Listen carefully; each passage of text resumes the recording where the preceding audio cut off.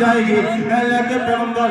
جب تم دعا فرماتے اللہ تمہاری دعا کو قبول فرما لیتا۔ اللہ نے آپ کو 950 برس کی عمر دی، آج ہمارے لیے دعا فرمائیے، آج ہماری مدد فرمائیے۔ نوح علیہ السلام ارشاد فرمائیں گے میں کیسے کہوں، اللہ مجھ سے یہ بھی تو کہے گا اے نوح تو بڑا عجیب ہے، ایک دن وہ تھا کہ تو نے اپنے ہاتھوں کو میری بارگاہ میں پھیلایا اور کہا تھا مولا یہ قوم ماننے کے لیے تیار نہیں، عذاب بھیج دے، اے مولا یہ قوم ماننے کے لیے تیار نہیں، طوفان بھیج دے۔ میں نے تیری دعا کو قبول فرمایا، پانی کی شکل میں طوفان بھیجا کہ جس سے تمام نافرمان لوگ غرق ہو گئے تھے۔ نوح علیہ السلام ارشاد فرمائیں گے جاؤ جاؤ تم ابراہیم علیہ السلام کی بارگاہ میں چلے جاؤ، یہ قوم ابراہیم علیہ السلام کی بارگاہ میں جائیں گے، عرض کرے گی اے اللہ کے خلیل، اللہ تمہیں اپنا کہتا ہے، اللہ تمہیں اپنا دوست کہتا ہے، جب تم دعا فرماتے اللہ تمہاری دعا کو قبول فرما لیتا۔ آج ہم بڑے پریشان ہیں، ہماری مدد فرمائیے۔ ابراہیم علیہ السلام ارشاد فرمائیں گے میں کیسے کہوں، اللہ مجھ سے کہے گا اے ابراہیم تم کیوں کہتے ہو، اے میرے خلیل تم کیوں کہتے ہو، ان میں وہ لوگ بھی تو موجود ہیں جو لکڑیاں بین کر کے لایا کرتے تھے، آگ کا انبار لگایا کرتے، اے میرے خلیل جب آگ کے شعلے نکلتے تمہیں اس آگ کے اندر ڈال دیا جاتا تھا، اب تم کیوں کہتے ہو مولا مہربانی فرما۔ ابراہیم علیہ السلام ارشاد فرمائیں گے جاؤ جاؤ تم موسیٰ کی بارگاہ میں چلے جاؤ، موسیٰ کہیں گے جاؤ عیسیٰ کی بارگاہ میں چلے جاؤ۔ اسی طرح قوم آتی جائے گی، لیکن سب سے آخر میں میرے اور تمہارے پیغمبر کی باری آ جائے گی، بے چین دلوں کو سکون مل جائے گا، بے قرار آنکھوں کو قرار مل جائے گا۔ میرے تمہارے پیغمبر رب کی بارگاہ میں اپنی پیشانی کو جھکائیں گے، رب ارشاد فرمائے گا میرے حبیب جہاں کسی کی نہ سنی گئی تمہاری سنی جائے گی، اپنے سر کو سجدے سے اٹھاؤ اور عرض کرو کیا کہنا چاہتے ہو۔ میرے تمہارے پیغمبر عرض کریں گے پاک پروردگار عالم میں چاہتا ہوں تو میری تمام امت کی بخشش فرما دے اور میری امت کو میرے حوالے فرما دے۔ رب ارشاد فرمائے گا میرے محبوب ہم تمہاری امت کو تمہارے حوالے کس طرح کریں، کیوں تمہاری امت نے بڑے گناہ کیے ہیں، بڑے غلط کام کیے ہیں۔ جب تم اپنی امت کے اعمال کو جب تمہارے سامنے کھولا جائے گا اے میرے حبیب تم کو شرم آئے گی، تم کو حیا آئے گی، اس لیے کہ تم نے اپنی امت کے لیے کیا نہ کیا۔ جب تم اپنی امت کے اعمال کو دیکھو گے تو تم کو حیا آئے گی۔ عرض کریں گے پاک پروردگار عالم جب تم میری تمام امت کے اعمال کو پوری دنیا کے سامنے کھولے گا اے مولا تب تو مجھ کو حیا آئے گی، اے مولا مجھ کو شرم آئے گی۔ اللہ تبارک و تعالی ارشاد فرمائے گا میرے محبوب پریشان ہونے کی ضرورت نہیں ہے، ٹینشن لینے کی ضرورت نہیں ہے، اس لیے کہ جب تمہاری امت کے اعمال کا وزن کیا جائے گا، تمہاری امت کے اعمال کو تولا جائے گا تو سب کے سامنے نہیں تولا جائے گا بلکہ پردے کی آڑ میں تولا جائے گا۔ تبھی تو میرا بریلی کا امام کہتا ہے کہ سب نے صفِ محشر میں للکار دیا ہم کو، اے بے قصوں کے والی اب تیری دعائی ہے، اے بے قصوں کے والی اب تیری دعائی ہے۔ پتہ یہ چلتا ہے کہ اللہ ہم جو یہاں بیٹھے ہیں ہمارا یہاں بیٹھنے کا جو مقصد ہے صرف یہ ہے کہ ایک ہمارے عزیز اس دنیا سے تشریف لے گئے ہیں، ہم نے اور تمام اس گھر والوں نے اور جتنے یہاں سننے کے لیے آئے ہیں، یہ محبت کا ثبوت ہے کہ سب سے اچھا مشن ہمارا یہ ہوا کرتا ہے، اس لیے کہ جب انسان اس دنیا سے چلا جاتا ہے اس کے اعمال کا سلسلہ ختم ہو جاتا ہے، اعمال کا سلسلہ دنیا میں ختم ہو گیا سوائے 3 چیزوں کے، اس کا مجھے ذکر نہیں کرنا ہے، صرف بتا دینا یہ ہے کہ ہم نے سب نے مل کر کے اس بات کو چنا ہے کہ ہم اپنے گھر میں نبی کی محفل کو سجائیں گے، نبی کا ذکر ہوگا، اللہ کا ذکر ہوگا، اور اللہ کے محبوب سے زیادہ اللہ کو کوئی چیز پیاری نہیں ہے جی، اللہ کو اس کے حبیب سے زیادہ پیاری کوئی چیز نہیں ہے۔ ہم نے اسی نبی کی محفل کو سجایا اس لیے کہ جب ہم نبی کا ذکر کریں گے، اللہ کا ذکر کریں گے، ہم اپنے ہاتھوں کو رب کی بارگاہ میں پھیلائیں گے، نبی کا نام لیں گے، نبی مسکرا جائیں گے، انشاءاللہ مرنے والی کی مغفرت ہو جائے گی۔ اس لیے کہ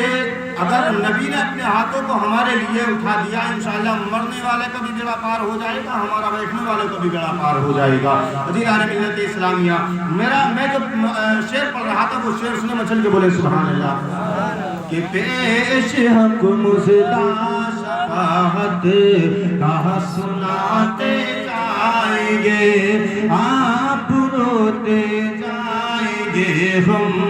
کو ہنساتے جائیں گے، آپ روتے جائیں گے، ہم کو ہنساتے جائیں گے۔ اگلا شعر سنیں چل کے بولے سبحان اللہ، سبحان اللہ۔ کہ وسعت دی ہے خدا نے دامن محبوب کو، وسعت دی ہے خدا نے دامن محبوب کو، وسعت دی ہے خدا نے دامن محبوب کو، اور جرم کھلتے جائیں گے آقا چھپاتے جائیں گے، جرم کھلتے جائیں گے آقا چھپاتے جائیں گے، پیش حق مزدہ شفاعت کا سناتے جائیں گے۔ عزیزان ملت اسلامیہ، 4 دن کی زندگی ہے، زندگی کا کوئی بھروسہ نہیں۔ یہ حافظ عرفان صاحب نے پہلے ہی وہ شعر کہہ دیا تھا کہ جو شعر میں کہنے والا تھا کہ بھروسہ مت کرو کہ سانسوں کی ڈوری ٹوٹ جاتی ہے، بھروسہ مت کرو کہ سانسوں کی ڈوری ٹوٹ جاتی ہے، چھتیں محفوظ رہتی ہیں، حویلی ٹوٹ جاتی ہے۔ عزیزان ملت اسلامیہ، زندگی کا کوئی بھروسہ نہیں، کس لمحے میں کوئی یہاں گارنٹی لے کر کے نہیں بیٹھا ہے کہ ہم اس محفل سے اٹھ کر کے جائیں گے تو زندہ اٹھ کر کے جائیں گے۔ ہو سکتا ہے کہ اسی لمحے میں ہمیں موت آ جائے، اور یار اس سے بھی اچھی موت کون سی ہوگی؟ نبی کی محفل میں بیٹھ کر کے اگر موت آ جائے تو بڑی اچھی بات ہے۔ عزیزان ملت اسلامیہ، ایک حدیث میں آپ کو بتاؤں کہ انسان جب اس دنیا سے جاتا ہے، خاندان اہل بیت سے محبت کرتا جاتا ہے، اللہ اس کو قبر میں جانے سے پہلے اس کی مغفرت فرما دیتا ہے۔ خاندان اہل بیت سے محبت کرتا کرتا اس دنیا سے گیا۔ عزیزان ملت اسلامی، یہ موت ہوا کرتی ہے، دعا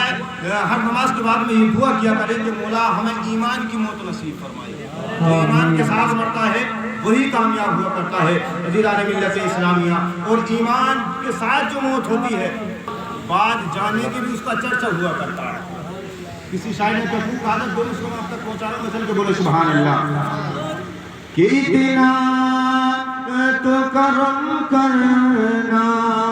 ہے نرگس مستانہ، اتنا نرگس مستانہ،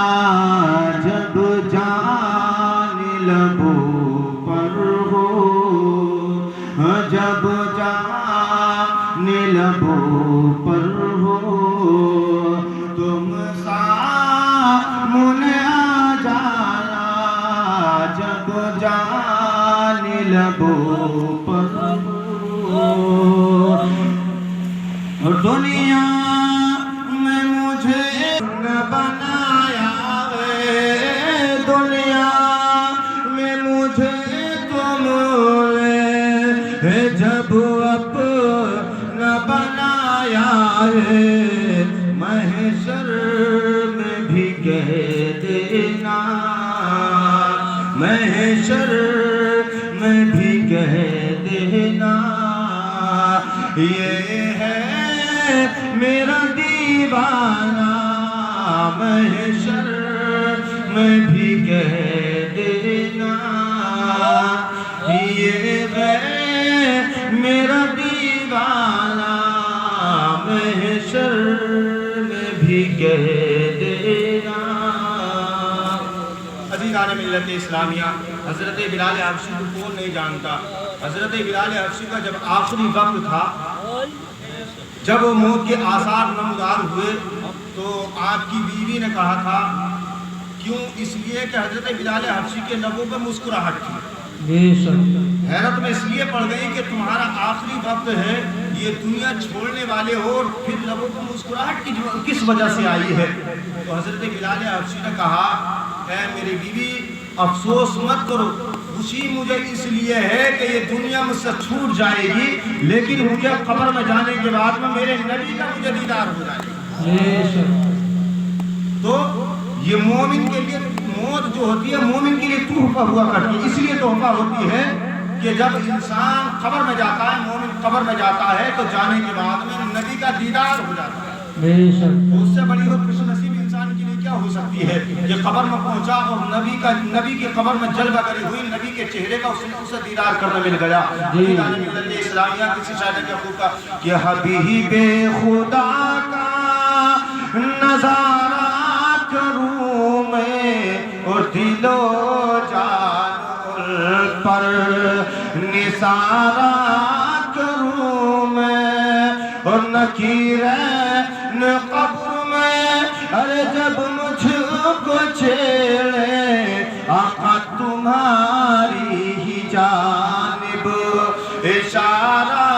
کروں میں, آقا تمہاری ہی جانب اشارہ